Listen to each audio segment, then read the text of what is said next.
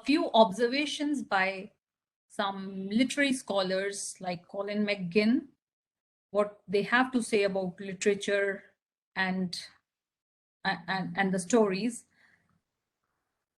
and life. Moral, it is like a moral thinking that lives and breathes on the pages of the literary text. Iris Amadrock also believes that literature, whether it is a novel, story, drama, explores moral psychology. The literary figures, characters, and circumstances compound the moral psychology that is being represented in the story, that is being narrated. So the stories negotiate a context to advance the non-conscious modes of adjustment for improvement of self and society. Now, this is very important. This is a very pivotal role that the narratives play in improving not only the self, the individuals, but also the social fabric. And it all depends upon the willingness of the person to learn and to change or transform. You already have read a few stories where these kind of revelations have been made, whether it was Mahashweta Devi's Talaq, how Kulsum is a progressive character and she exhibits that kind of strength to and to resist all the patterns and the patriarchal systems and develop her own mind and thought on how to nullify the triple talaq. So the stories have great significance in not only our curriculum, but also in our lives, because these are modes of knowing. We can explore the local and global cultures. And through these 4 or 5 stories that you have in your curriculum, you already will be exploring a lot many local and global cultures. These stories capture the nuances of the human life. They accommodate every kind of ambiguity and complexity of human life. And yes, the stories that are to be discussed, the bet and God sees the truth, but waits, are very complex. They present the shady parts of human life and also delve into the inner recesses of the human consciousness. Every story addresses some kind of absence and is like a moral theorizing. It will reveal several mental aspects and perspectives. So these stories play a great role in not only shaping the individual agents and orientations, but they also produce cultures. So to inculcate a very democratic perception, now what is this democratic perception? This word is not my own word. This is a phrase that I borrow from Jacques Rancière, who's a living French theorist who talks about seeing things with equality, which he terms as the democratic perception. So the plots, the characters, and the narratives in these short stories, evoke our perceptions. And the narratives will try to possibilize certain words or certain ways of living, which are emerging out of this kind of democratic perception. So the stories have a power to direct and reform the lives of not only individuals, but also of the cultures and societies. The stories enable us to understand people, places, cultures, times, and human life, which is very, very enigmatic.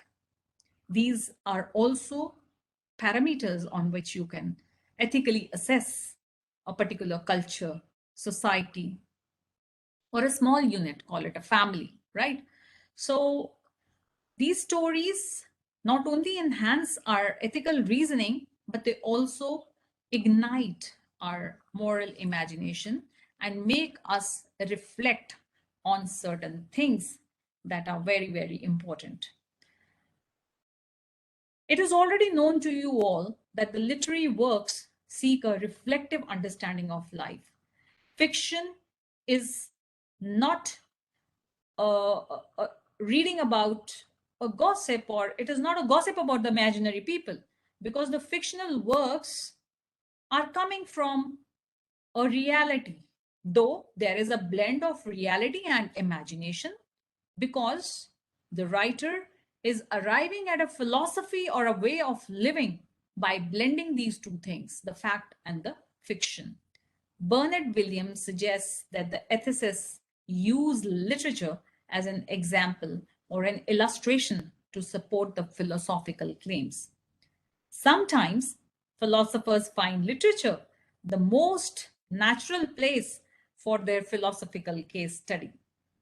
So by making those remarks, I'm leaving some thoughts for you, and you have already been asked to prepare a group presentation, an oral presentation on why should the lawyers read stories. So these literary cases represent certain kind of observations, and they address all the absences in the moral world.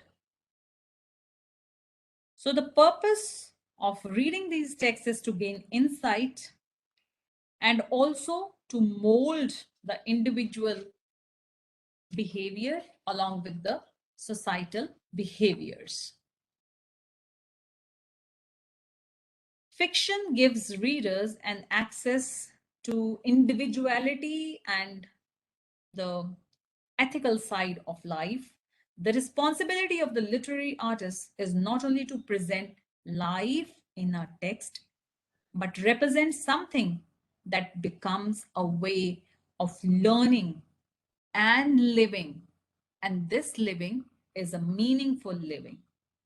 The literary figures, the characters, and any sorts of conflicts that are arising in these characters are directing the attention of the reader for seeking or striving for a kind of perfection of selves that would produce a culture which listens to all sorts of stories. So stories are woven into the fabric of everyday lives, and these are way our minds make sense of our lives and the world. Stories create our views of the world, and these are the lens through which we can view the selves and others. Very important. Many a times we simply gain some kind of knowledge about one body, that is the self, and we obliterate or ignore the others. But the stories and the narratives will enable you to understand the two, the self and the other. So the stories will provide an access to the unique experiences and beliefs.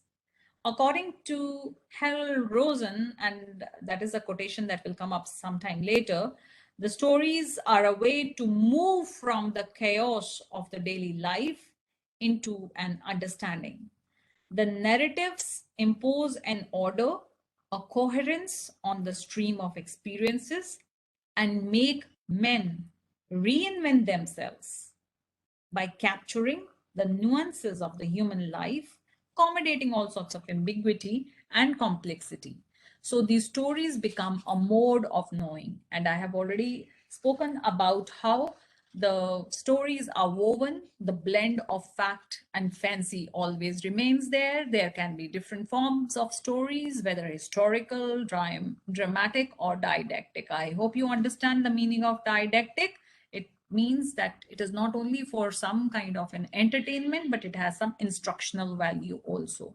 So the stories will talk about not only the dark moments, it will also talk about glory. It will not only talk about the marginalized masses, but it will also talk about those about whom the awareness is to be created. So reading about so many things like dark moments, forgotten moments, or the marginalized masses, moral issues, courage, stories of glory, awareness will provide us with good amount of wisdom, and will again, come true to the words of Harold Rosen, who says stories move the readers from the chaos of daily life into the understanding. So there are several stories probably you might have read in your childhood also. So one connects to the past stories to understand new experiences. Stories of the past are significant because they shape our perspectives even in the present times. As we are a part of the larger continuum of life, we have to connect with the past experiences to understand the current state. Since stories are interwoven in cultures, they make us understand and comprehend the diverse cultures. So the stories also make accessible the fundamental experiences of life, whether it is love, hope, loneliness, despair, fear, and a sense of belongingness. They expand the life spaces through inquiries that take readers to different places and provide them with different ways of living and expose them to alternative ways of living. If you have really read the three questions, or if you have read Sultana's Dream, you already have read the Divorce Talaq by Mashweta Devi, present alternative ways of living. Louis Rosenblatt in 1938 observed that literature makes comprehensible the myriad ways in which the human beings meet infinite possibilities that life offers. So when a reader participates in someone's vision, it definitely transforms his own vision. Reading literature or listening to the story encourages the reader to think critically and interpret the actions and consequences in the imaginary or the fictive world, and also leaves several insights through which he can form a pattern of his own life. Catherine Patterson, a literary scholar, argues that books and stories provide the basis for democracy of intellect. This democratic perception, as already referred to, the term used by Jaak Rancière, rises above the narrowness, selfishness, prejudices, and biases. And that's all we need to democratize our perception. So the stories give readers lots of wisdom and also strength in the times of suffering, delight, and imagination. They envision a better world, and they have the power to direct the lives of not only the individuals, but also of several cultures and societies. So when a story captures your attention and transports you to some other words, it is also igniting some kind of moral imagination and will enable you to measure, yourself, your character in comparison. It's quite natural, when you see some dark characters or some very good characters, the whether the vicariousness or the goodness of the character is going to influence you. Wayne Booth, in one of his books, writes and believes that the vicarious experiences of the literary characters help the readers to construct their personality. So stories have a lot to add meaning to your lives because these stories are enabling you to interpret life. They are shaping your lives. It is necessary to tell human story, to whether it is the dark moments or it is the shining ones or the forgotten moments need to be revived. Writers and authors raise awareness about the moral issues through the narratives called stories and introduce the readers to subtle moral inferences, choices in life, which can reform or transform their way of thinking and structure a better society. Thank you.